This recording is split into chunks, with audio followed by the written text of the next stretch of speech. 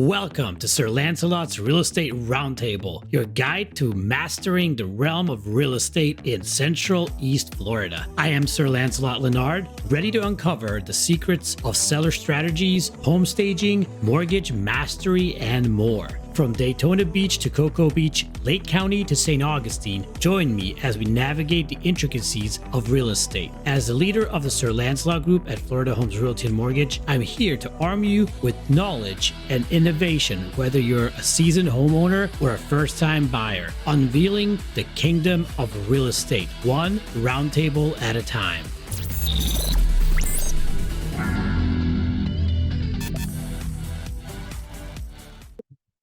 Welcome back to Real Estate Roundtable, the podcast where we break down real-world strategies for building wealth through real estate without the fluff. What if I told you that you could build a portfolio of 20-plus properties without a fat bank account or a big team? Today's guest did exactly that. Jorge Vazquez. He's the CEO of Graystone Investment Group and the master of creative real estate strategies from Burr and house hacking to seller financing, subject to deals, and trust-based strategies. Jorge has been scaling fast without a traditional path. If you've been waiting for a sign to get started in real estate, this is it. Let's dive in. Jorge, welcome to the podcast. Awesome. Welcome for having me, Lancelot. Thank you so much. Did I say your I'm sorry. I slaughter your name. How do you say? You're good. Lancelot, you got that right. I am so sorry. I was prepping myself to say it and I say it completely wrong. But yes, very nice to meet you. Very nice to meet the audience. Hey, I got to 40 properties with zero money. Actually, I can't remember the last time I put $1 into any of my properties, not even knowing the language. And I started with zero money. So yes, my name is Jorge Vazquez. I'm a broker, investor in Florida. Very nice to meet you. Jorge, let's rewind to the beginning. Okay. How did your first deal come through? Without much cash? And was there a turning point when you realized I can scale this business? To be honest with you, the first time around, I started real estate back in the early 2000s. In 2007, kicked my butt. I actually lost 22 homes, believe it or not, and I had to restart again. But the second time around, when I restarted again, because before I can't even count 2005, 6, or 7 because it was crazy. You had a pulse and you sign a document and you will get a mortgage. But after 2007, 2008, I bounced back in 2010, and I mainly use the house hacking strategy. And here's how I did it. I told my wife, I said, honey, we're going to live in the hood. We're going to live in the ghetto. But I promise you, property number 11 will be your castle. Because that's the hardest. Looking aside, every time somebody says, hey, what's the hardest thing with house hacking? Convincing the wife. Convincing the wife is the hardest thing to do. And she looked at me and she said, for real? And I was like, honey, we're going to live on properties that the roof is going to be caving in. We're going to need the kids to help. Everybody's going to pitch in. But I promise you, we're going to get there. Bought my first property practically in front of a project. It is a condo. I paid like $40,000 for it. And we started painting it ourselves. And that's how we went one property at a time. I stayed in the property for a year or two. The minute that the property had enough equity, I would do most of the rehab. Then I would cash out. Of course, when you cash out, you don't have to pay Uncle Sam anything. So I would pocket everything 100% and rinse and repeat the process. What I would do with the first property, especially after the nightmare of losing 22 homes back in 2008, I have a specific formula that I call it the rental stress test. I will say, okay, how much cash can I pull out of the property without being super greedy and making sure that I have a little bit of a cushion on the rent? In other words, let's say I bought the property, I'm paying $700 a month, but now I want to put 50. I'm going to tell, but the rents, and this is just to keep numbers even, okay? Let's say the rents are 1,000. I will tell the lender, get me to a payment that I don't hit more than 20%, 80% of the debt. That the debt is going to be, 80% of the income. So that way I have 10 to cover PM and 10 just in case. And then I will do reverse engineering and tell the lender, hey, how much money can this give me cash out based on the interest rate today? And they'll say 45, 43, 32, 47. And then I'll pull out the cash knowing that I have a little bit of a cushion there. From 80 to 70, depends on the asset. If it's an asset where you feel that there's not going to be a lot of competition, maybe you want to be a 70. If it's an asset which is B plus, A plus, then you might want to do 80%. You're fine with that. Okay, so you built a strong portfolio. How big of a role did Burr play in that? Let's open Burr. What does Burr stand for? Oh, it was house hacking plus Burr. It was all Burr when you think about it. So I would live in the property for a little bit and then burn myself out. That's what I would do. But when I was doing the Burr, once I was doing the DSCR lending, I don't know if for those of you that don't know what DSCR means, it's lending based on the cash flow of the property, pretty much. You don't matter. Your income doesn't matter, which is the beauty of it, especially when you're buying a lot of properties and your income is not going to justify your own intent and you're not going to be able to prove that you can afford them in the worst case scenario. You want the property to be able to stay on its own, be able to pay its own. So those are DSCR loans. But yeah, everything I did was a Burr. Let's open up Burr. What does Burr stand for? Oh, it's buy, rehab, rent, and repeat the process. So it's like you buy the property, you rehab it, you rent it, and you repeat the process. In this case, I was doing a house hacking Burr. House hacking means when you live into your own investment. So I was doing house hacking. I was living in my own investment, then repairing it, then leaving the property, renting it. I'm sorry, I left the R of refinance. So it was actually repairing it, renting it, refinancing, and then repeating the process. So that's what I would do every single time. I would try to do it a minimum of every 2 years, but it depends of the accumulation of two factors, the accumulation of equity plus the appreciation of rents. Okay, let's say I live in a nicer house. We bought it for 325,000, let's say, and it's worth 450 now because we had the big boom, of course. Wow, we have a lot of equity in that property. Would you pull out we did some fixing up and stuff like that, but the value went up without that. Would you refinance this property and then go into another property, or would you do a HELOC or something else of sorts because we have a low interest rate? Let's say we have 3.25% interest rate right now. Interest rates are around 6, 7. So if you have a 3.25% interest rate and your monthly mortgage payments are like $1,600 on a 4-bed, 2-bath house, which could rent for about $2,500 to $3,000 a month, you could have great cash flow, but you could also put a HELOC out, have a smaller cash flow, as you said, to 20% of the property, total payments, or 20% above the property, normal payments. Would you house hack it into another property or similar magnitude, or would you house hack into a smaller property or a less valuable property? I've had that question asked 1,000 times, so you're gonna know the answer again. You do what you must.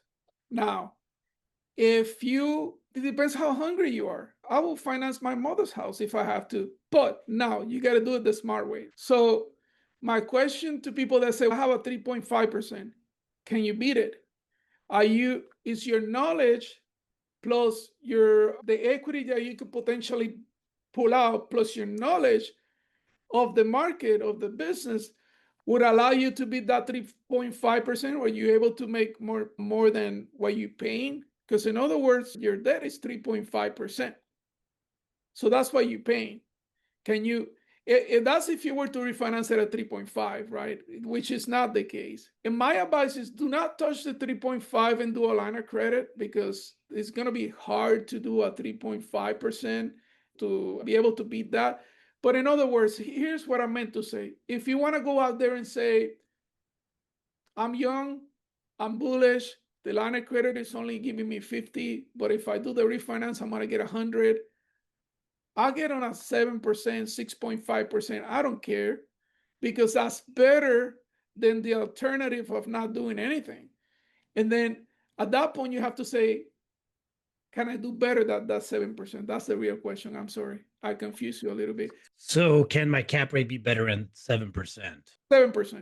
Because it doesn't matter. If you refinance at a 7, but now you're buying a short-term rental and your cash flow is 20%, doesn't matter that you went from 3.5 to 7, you still you're still making money.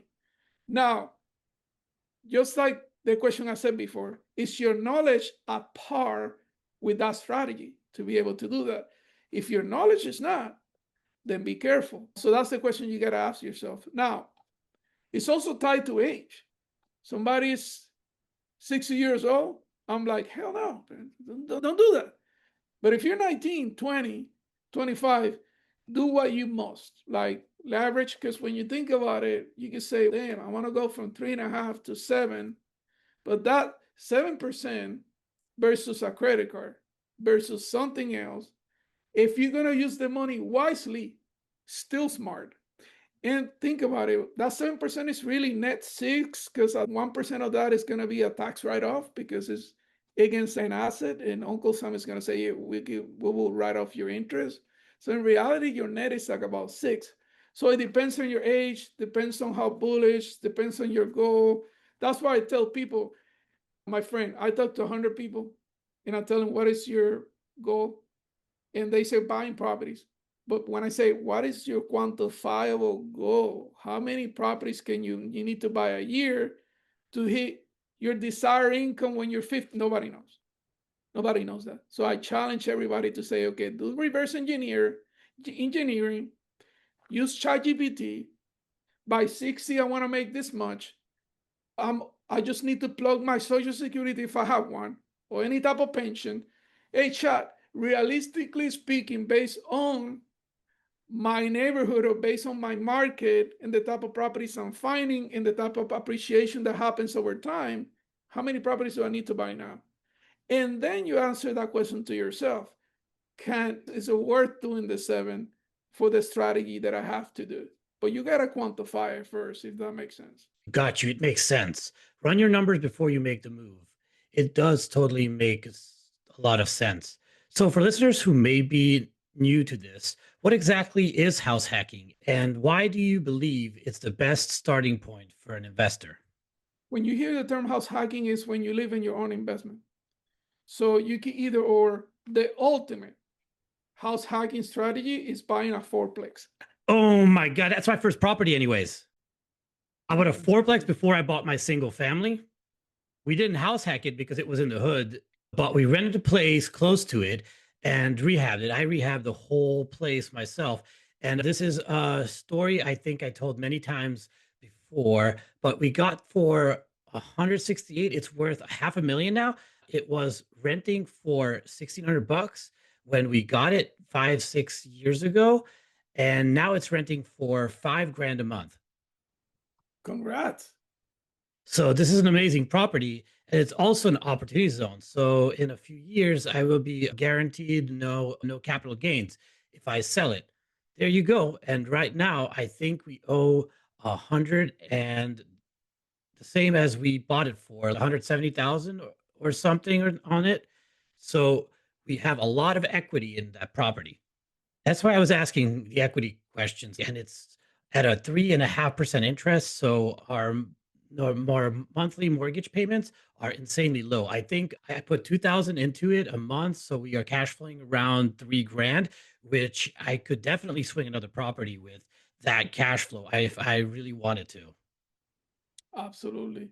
Yeah, a fourplex, when it comes to velocity and when it comes to the house hacking, it makes sense because you can still get conventional lending and borrow almost 100%.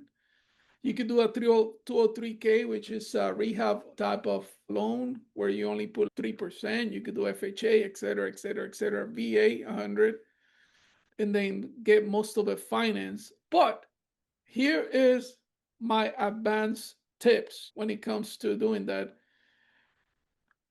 Multi-units are for cash flow purposes. Single family homes are to build the equity for the Burr strategy. Okay, hear me out. Okay, if you find the option of early on to start with a fourplex, go for it. But the challenge with the fourplex is it's gonna go up in price if you have a kick-ass few years like you did. But most income properties are subject, the value is subject to their income, period. So it doesn't matter if you bought in an area that gentrification is happening and you're like, oh my God, the house next sold for $1 million. You don't participate on that. Okay. So you only participate in your income. So you gotta be when somebody is super hungry and they have very low cash and they say, Jorge, how do I gain velocity? Believe it or not, I tell them, do not buy duplexes or fourplexes because you need houses that are going to build a lot of equity on potential gentrified areas where you could pull out 100 the next time around and be able to have that velocity that you need. And forget about cash flow, short term. Forget about cash flow. You're just pulling 100. So that's where somebody that has very little cash. In your case, you bought like on the best time in the world. So you got both. You got equity and you got cash flow. But trust me, anybody buying a duplex right now, if they're buying it for 300,400, it'll be 300,400, maybe 420 a couple of years from now. Because it's all gonna be based on how the rents are doing.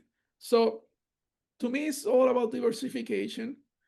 If you're very tight on cash, I would say 70% regular houses and then 30% multi-units. The houses are going to build your equity so you can do the bird, and the multi-units are going to build your cash flow in order to help you pay for that debt. So house hacking is that living in your own rental. That's pretty much it. Living in your own rental and then telling the bank, this is my house.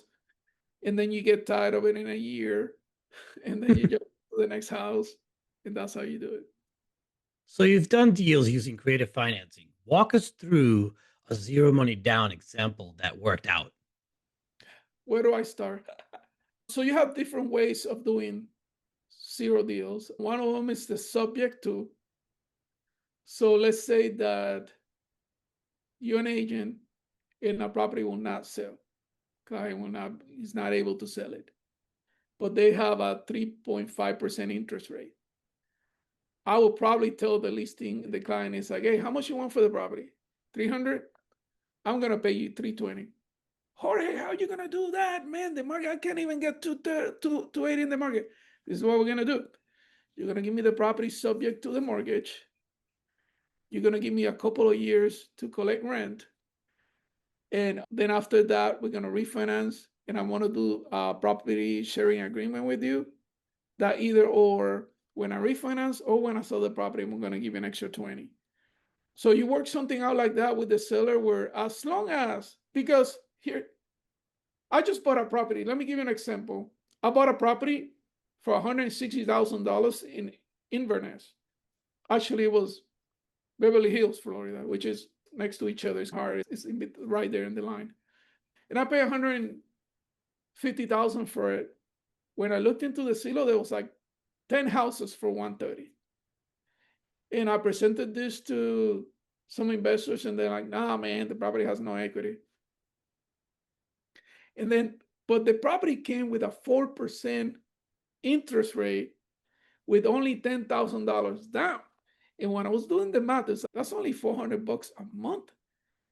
That's the equivalent, and I did the reverse math. That's the equivalent as if I only pay $82,000 for the property in today's money, in today's rent. But nobody will see it. So I was like, okay, whatever. I asked my team, how much can you rent this property for? They said $1,200. Jesus Christ. And then I told the owner, do you mind, how picky are you with insurance? As long as you have the minimum. Jesus Christ. Okay. So I was like, man, boom. So you know what I did? I went to a family member and I said, hey, you got 10K? I'm going to pay you 12%. They're like, 12%? Second position, the tenant is paying $1,200 a month. The first mortgage is, what is it, 500? I think it was 500, not 400, 500.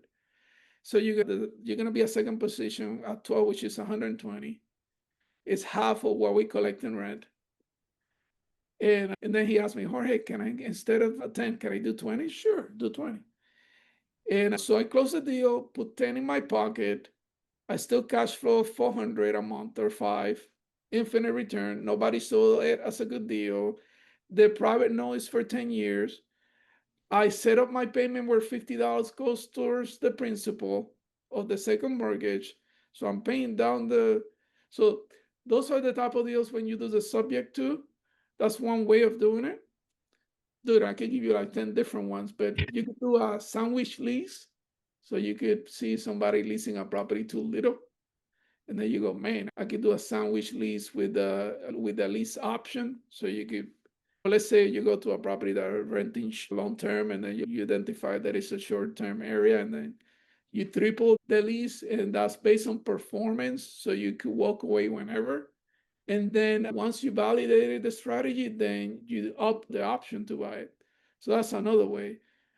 Another way could be you just plainly have a private lender. You can have a private lenders that do 100%, will do 100% for you on the third deal. On the first deal, they'll do 80 and test you. And for those, I do JV partners. And I say, you put the 20, I put the property. Because in real estate, when it comes to investing, it's not a bad idea to always be, it's like the Sith, two, the rule of two. You always have two, because in case that something happens to me, you have a partner that could pick up the bill or vice versa. So I do a lot of mine with JVs, even if it's not 50-50, 75-25, whatever the case might be. But then I could say, you put the money, I put the property fund there. So it's in real estate, it's all about what you bring into the table and how you're able to be part of that deal, whether it's 10% or 100, because even if you're 10% of 100 deals, you're going to be doing good. So that's just two out of at least 15 I could give you, but I don't want to bore the audience. Those are two good ones. What should new investors look for when negotiating these kinds of deals? What my new investors are looking for, I'm pretty fortunate that I created great SEO, and most people come to me when they want to build a portfolio, like, because my company does from A to Z. We find the property, we rehab it, we do everything. So most investors are looking for a way to passively invest into real estate. Most of them are okay with the debt just getting paid and riding the appreciating wave. Yeah, but most of them are looking for a good deal with a good operator. Good deal with a good operator. This is where a lot of agents focus on the numbers. If they only knew that 99% of my very wealthy investors could care less if the property is cash flowing 8% or 9% or 7%. You will never beat me, even if you're is doing 30% more, because the person with money just wants the assurance, the professionalism, the performance, the guarantees that comes from you doing it in the business for a long time. That's more valuable than Joe Smith saying, yeah, I could do 15%. So you've been able to be in the business for a while. So building trust with your clients is a number one. Yeah, absolutely. And after trust, secondary is basically. Yeah, absolutely. Absolutely. Okay. It's hard to swallow that because sometimes you want to be chasing the money, but I don't chase the money. When I see somebody, you find me the deal. Okay, so you don't value me, then I'm not interested. But that comes with experience, of course. Of course, I remember when I started my career, it was really interesting. I got these investors always calling me because I was new and they found my number somewhere because I was advertising, of course. And hey, I want you to write me about 100 contracts a month and blah, blah, blah. And I'm like, good, 100 contracts? Of course. That's a lot of contracts. And they all lowball, like insanely lowball. I just said, okay, I'll do it. Of course, really pepped up. I was like, I have an investor. He is going to buy properties. Amazing. We're going to sell 100 properties a year. And the way it turned out at the end is I fired a person because it was so lowball. Every single time after the 50th contract, I wrote and sent in, I was like, why are we even doing this? This is just a waste of my hours and hours and hours and hours and hours of work sending in these offers for no reason. Give me something to work with, like at least something. Like it was maybe 10, 15, 20% off the price. Yeah, but not 50.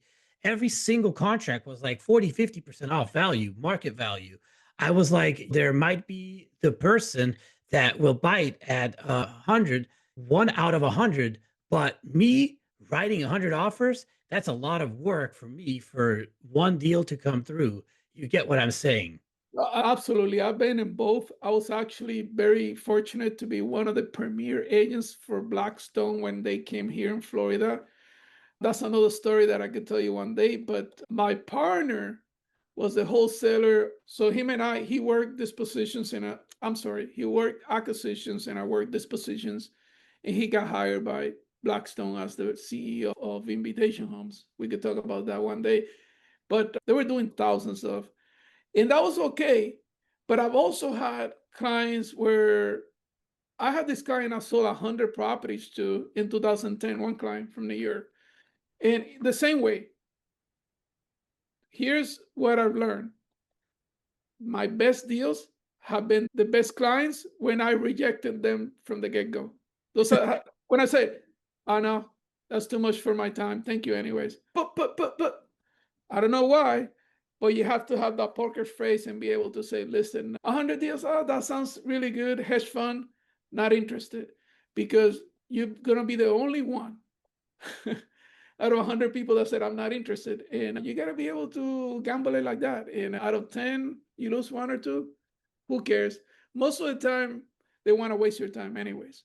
Oh yeah, this was an exact example. I didn't close any deals with any of those investors, and I'm like, okay. And it scared me away from working with investors for a little bit because I was like, this is just, and then the next one did the same thing, and the next one did the same.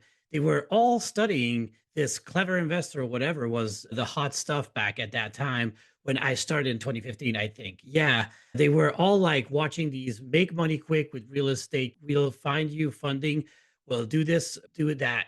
And at that point, I was like, I'm just like I've seen these ads on Facebook and about those guys doing all these deals and everything.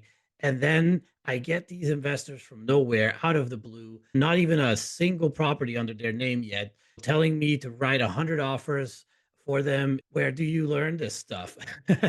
This is horrible. You've just mistreating someone. I should have went like this. I'll write you 100 offers. Each offer will cost you 150, and I'll be happy to write you a contract. I won't show up, I won't do anything, but I'll write you the offer. Just pay me X amount of dollars per contract.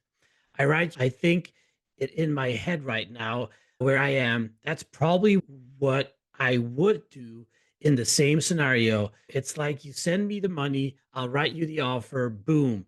And they'll probably say, no, I don't want to do that. I'm like, I don't want to write 100 offers for nothing either.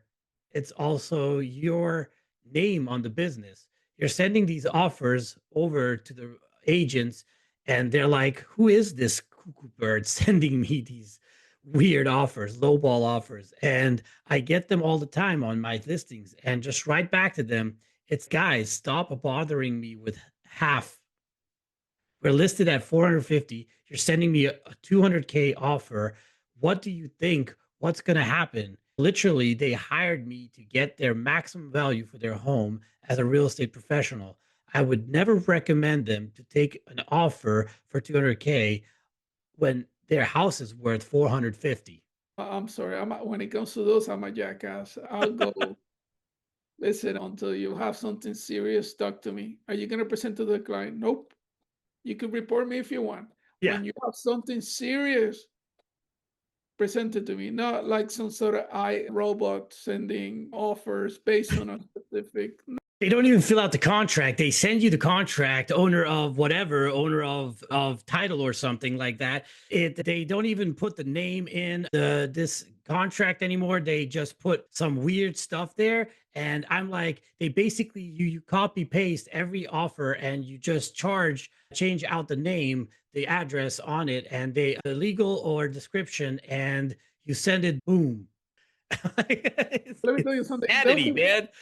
They'll be very quick to say, "Whoa, by the rules, you're supposed to present it to our clients." By the rules, you're supposed to have a sign in a full contract in it. That's your I bought or something doing it. That's not legit. Yeah. Whenever you so, anyways.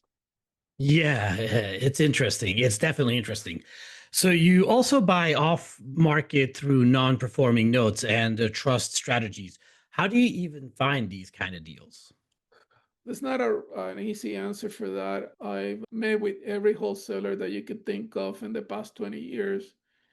And rather than talking about properties, I said, hey, here's my business plan. I want to be able to be consistent with you. Here's my buying box.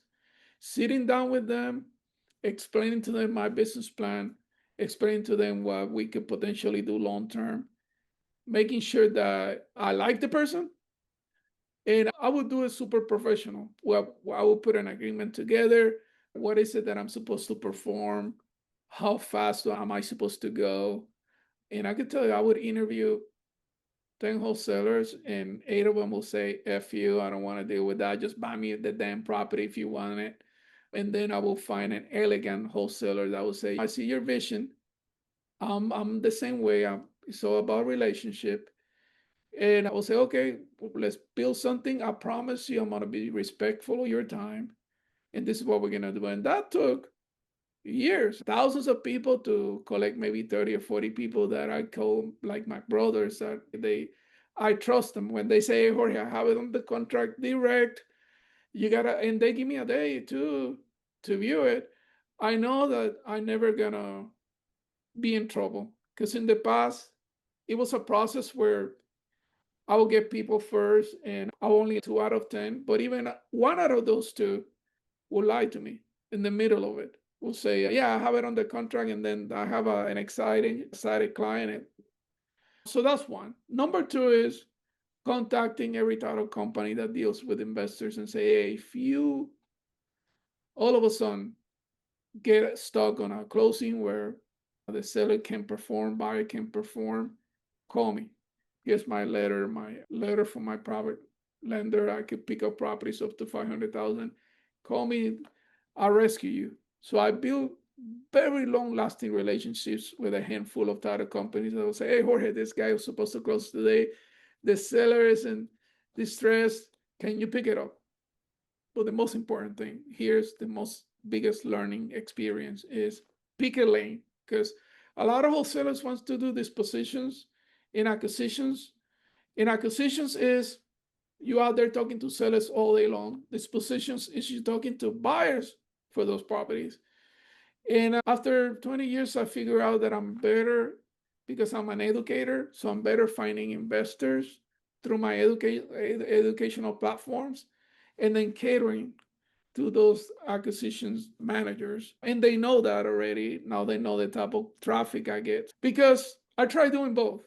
When you do acquisitions, you got to spend minimum 10K a month, which is between title searches, if you're going to do the auctions, or postcards, or auto dialers, VAs, and it's a lot of work. Okay, so for that, do you need a team for that, correct? Or you do that solo? Can a solo investor pull something like that off? Nothing meaningful. You will not be able to do anything meaningful unless you say, here, I'm willing to, here's $50,000.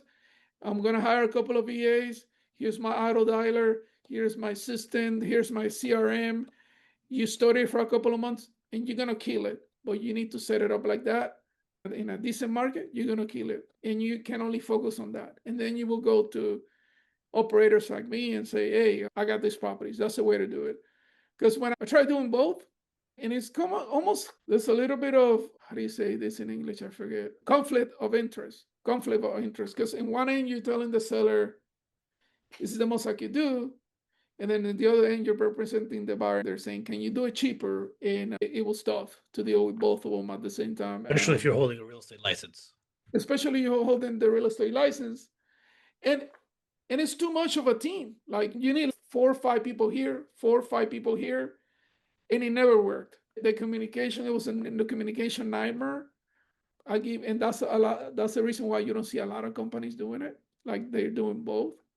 So I would advise people to do one or the other. Got you, got you. What's the number one mistake new investors make that cost them thousands of dollars? Selling. Selling? Well, let me tell you something. I've talked to people that are new or that started in 2008 with the first few property to billionaires. And when I ask them what is the biggest regret, they said, "Man, selling that property over there in Jacksonville, man, it's now worth $2 million." That's always the number one regret is selling something a few years ago. So I understand that selling is a must depending on the strategy, but prior to you selling it, think about it first. It's, man, I have an asset. Let me look at the history of the past 10 years to know what the future is going to be in the next 10 years and ask yourself, am I going to be okay 10 years from now if I know that this property is now worth $1 million? But if you need to, sometimes it's part of the strategy where you need to sell one to buy two. But that's the biggest mistake. Aside from when I lost 22 properties that I was over leveraging, doing 100% everything, they didn't leave any equity. I was doing the Burr before, and anybody knew what the Burr was, but I wasn't using a stress test strategy. I wasn't leaving any space for errors. Those two, I would say. So you said that most people lose money trying to self-manage their rentals. Why is that? Because it's, think about it, a rental is like a franchise, right? If you have a rental, you put your management team, which is your property management team, and you open the door for your clients, and those are your tenants. And as long as you have a good product, the tenant that your client's going to continue consuming. And franchisee, you're only collecting royalties and stuff, but you're not really. You have your team, and you're not getting involved. I'm a huge believer that if you believe being a landlord is like a franchise, it could be potentially a huge business for you, that you treat it as an enterprise. And then what happens is when you don't treat it as an enterprise, your tenants see right through you. Let me give you an example. If Lolita Smith in the same property, here is Joe Smith renting it, here is Graystone Property Management. She's going to be late. Hey, Joe Smith, I'm going to be late. Let me tell you about my story. The sad story, this happened, blah, blah, blah, blah, blah. And it's human to do this, to be empathetic. And then here you're treating, it's an employee going after the rent. It's their job. They're going to say, ma'am, I understand this is my job. I am so sorry you're going through that, but you need to. And by the way, it's not to threaten you or anything, but we do put a 3-day notice no matter what. If you're late, they're going to put a 3. In this company policy, I'm sorry. You see how much easier this way to do. And then the tenants themselves feel like, man, this is a big company.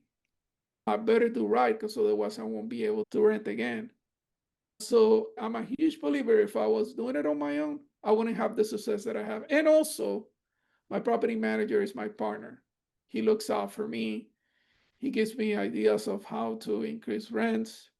He builds relationships with the tenant where he'll say, listen, this guy, if you build a jacuzzi in the back, hear me out. I know it's $5,000, but I think he's willing to increase the rents for $300 a month. And I did the math.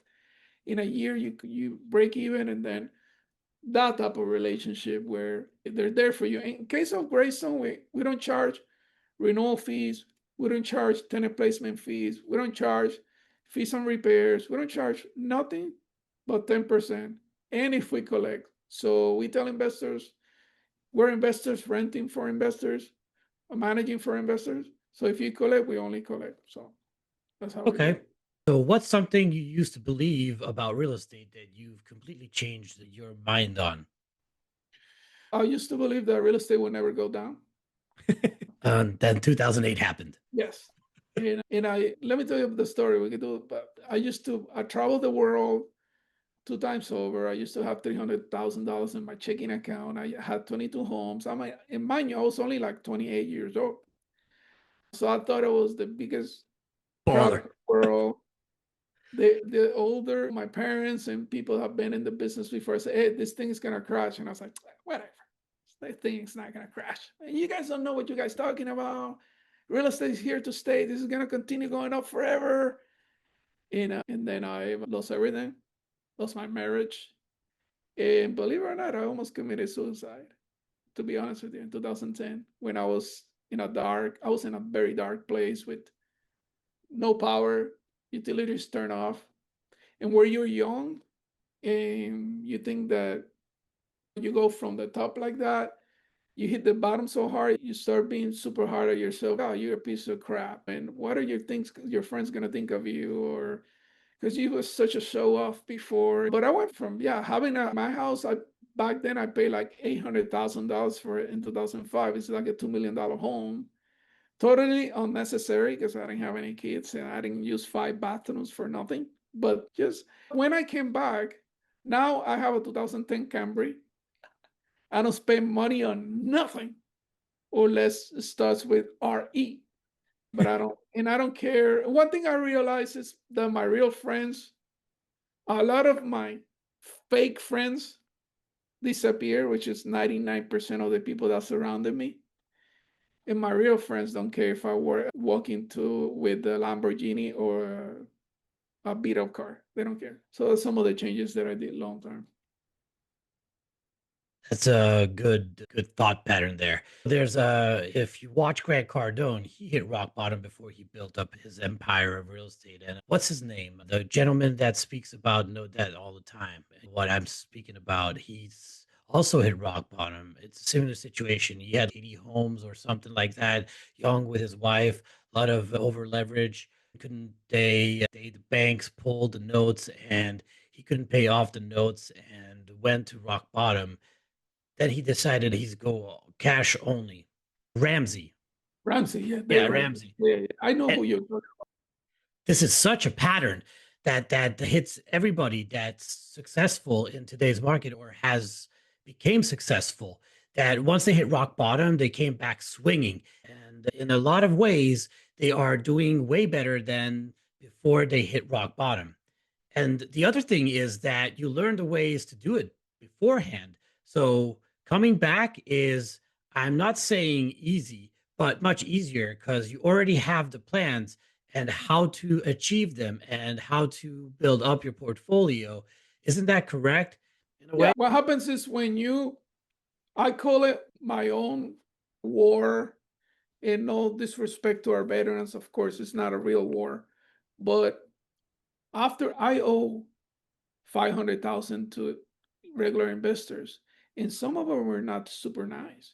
Some of them will say, hey, you know how we deal with this in my country? They will show me a gun. Like, I thought I was traumatized. I went through, I was an alcoholic for a year because I was like, I'm such a failure. So when you've gone through that, you cherish every single little win you have afterwards. So every little thing, hey, my car, I remember I was talking to my wife about this the other day. So I had a BMW, but the transmission was gone. So every time I would put it on drive, it would stay like in second gear. And my wife would say, what is that? No, I just like to go slow. But it was like my car was about to blow up. I had zero money. This is my wife now. And after you've gone through that, so you cherish every win and you don't take nothing from granted. You don't spend a dollar on nothing. I have the same shoes from 15 years ago, unless I really need it. I don't spend it. It took me, I would say it took me like 10 years where I was living like a poor person, really. And now I give myself a luxury here and there. But I'm a little less traumatized. But if I don't have 70% equity in all of my properties and at least a couple of $100,000 in the bank, I feel like I'm gonna go broke tomorrow. My wife will say, "You too extreme. Oh, I used to eat more stream and I gotten better because it's like I feel like for a long time I will wake up thinking, oh, I lost everything. Yeah, that's what happened. Was this the mental shift that helped you scale so fast? Yeah, absolutely. Absolutely. Because I was focused and I was like, I don't. Any kids? Did you have any kids as well? Those are big denominators. They're by Yeah, I have stepkids, really. Never had any kids, but when I married my new wife, we've been together for 12 years. She had 3 kids.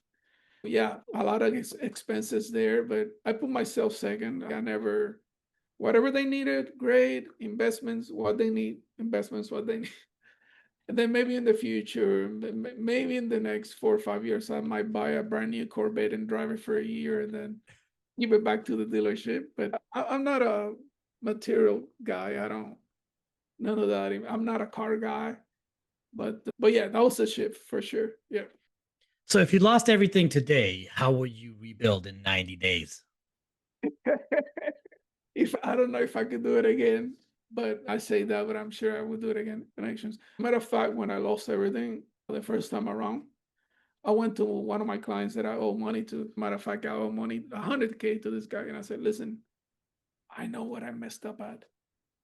Can you lend me $10,000? I'm gonna redo it. You believe in me?" He said, "Yeah." I said, "I know, bro. This time around, I'm not gonna spend a dollar. I'm single. I'm just gonna focus on this thing." So connections, talking to people, being able to show the experience, be humble, be honest about your mistakes, and say, "This is why we're gonna be successful because I made every single mistake that you could think of." I will lead on. I will start with that. That's what I would do and fine. Because there's billions of investors with money and they don't know what to do with it. There's I couldn't tell you how many people I talk with $1 million. They're like, man, I don't know what to do. They just don't trust you. They don't trust anybody. So if you're able to talk to enough people, be humble, say, listen, this is what happened. This is where I'm at. People like that stuff. What's the smartest way to invest in real estate in 2025 with no money down or any other way? The smartest way is doing subject tos. So if I'm an investor, I will go to any listing that's been in the market for more than 120 days. And I will go, hey, listen, this hasn't sold. Will your client be open to a subject to? Why is that? How is that? We'll take away the mortgage. We keep making payments. And I'm going to rent the property. One way that you could do is we could share some of the equity while it's rented, some of the cash flow. And then you say the feds are about to lower rates in the next 2 years. Once the rate gets to 4 or 5 and I have enough equity, I'll refinance you out of it. I'll pay you. There's a million ways to do it. If it's, of course, in an area where you could do short sales, you can say, I want to put a furniture and rent it. We could go 20, 80, 20. But starts with reaching out to the agent and saying, will your client be open to a subject to? Here's some of the objections that you're going to get. Oh, no, but my client wants to buy another property and this is going to show in the credit. Then in that case, you do a wrap around mortgage. What that means is you wrap your mortgage within another mortgage. And even though you as the seller still owe money to that bank, the new buyer owes you money into this wraparound, right? 99% of the banks, after you've had the wraparound for a year, will consider these payments to offset these other payments. So the buyer can say, your seller can say, listen, you're gonna be fine as long as you show your new lender this, you're gonna be fine. And by the way, you could foreclose as if you were the first lien. So that's another way of doing it. There's another one that you could do, novation. I don't know if you heard novation, but novation is pretty much the client's not selling because the property is distressed. So you go and you say, listen, I'm gonna fix it. I'm gonna put my own credit card. So you get an American Express or Home Depot 35,000. They give it to anybody. You go and fix it. You get a couple of buddies that say, hey, listen, help me fix it. And when we close, and then you put a lien on the property for a specific amount of money, no matter what. And then you wait on that lien, either or Once the property is fixed, hopefully you can put it back in the market. It sells, you get your money on the lien plus any surplus if you created some sort of equity sharing agreement. Or if the property never sells, the lien stays there and you can foreclose on the person. You have to be patient to get your money back, but at least you're supposed to get a minimum interest guaranteed. So that's some of the ways, but the subject tools are where it's at, because the payment should be low. And if the entry is 20, 30K, be willing to pay the client even more money long term, because it really doesn't matter. You're using, especially if you could hold on to that 2%, 3% for 5-10 years, that's going to be your cash cow right there. Awesome, man. Jorge, you're giving away something incredible today. Your full $4,000 Property Profit Academy course, absolutely free to our audience. That's right, everyone. The first 10 listeners can grab the full training for free using the code ALLFREE. That's all capital letters ALLFREE 2025 at propertyprofitacademy.com. It's everything I wish I had when I started, says Jorge. So tell me a little bit about this thing. Yeah, we have two types of membership. We do have a VIP membership that is 4,000, and pretty much what it does is, and it's a retainer that we put in that gets applied to some of the properties that you buy. And that's just a commitment that the person, as long as we meet the expectations, we do like a fact-finding meeting. And then that creates a work order where the client puts into that work order, their buying box. And then we underwrite that buying box and say, yeah, we've seen properties like that. Let's go on the contract. So we could do that from A to Z. Find the investors, the property, and do everything. That's $4,000. If we cannot find you a property, you get the $4,000 back. As you buy properties, you get the $4,000 back. But it also comes with education, right? With that membership, you also get full access to the Property Profit Academy, which is $1,000 for the year worth. And you get the same education, the same one-on-one with me. There's about 70 videos about everything that we talked about just now, 40 podcasts, and you're also part of a community among seasoned investors and rookie investors. And I want to continue putting content into it. So you get all of that for free by just saying that you saw it here and you're using that code. That is awesome. Thank you, Jorge, for that gift. If you got value today, and I know you did, go follow Jorge and his team on Graystone. He's sharing high-level insights every week on YouTube at Graystone, LinkedIn, and at Jorge Vazquez Graystone, or Facebook.com per Graystone Investment Group. You can find them, and it's also going to be in the comment section.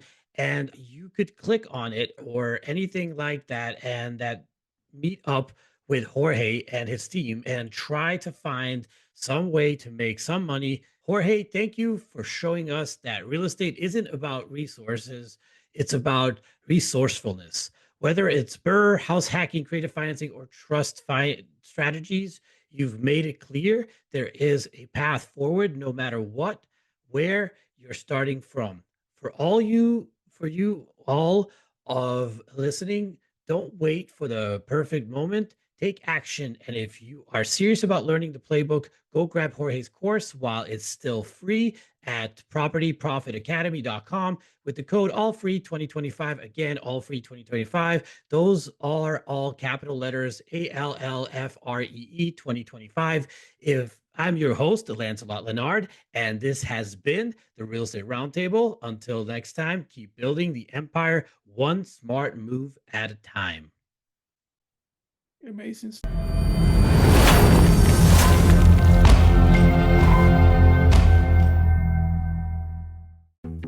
Thank you for joining us on Sir Lancelot's Real Estate Roundtable, where we've unveiled the mysteries of real estate together. Remember, in this kingdom of possibilities, every dream home is just a discussion away. I can help your real estate dreams come true. Just call me at 786-449-7518. Until our next roundtable, may your ventures be prosperous and your homes be filled with love and joy. Farewell, fellow knights of real estate.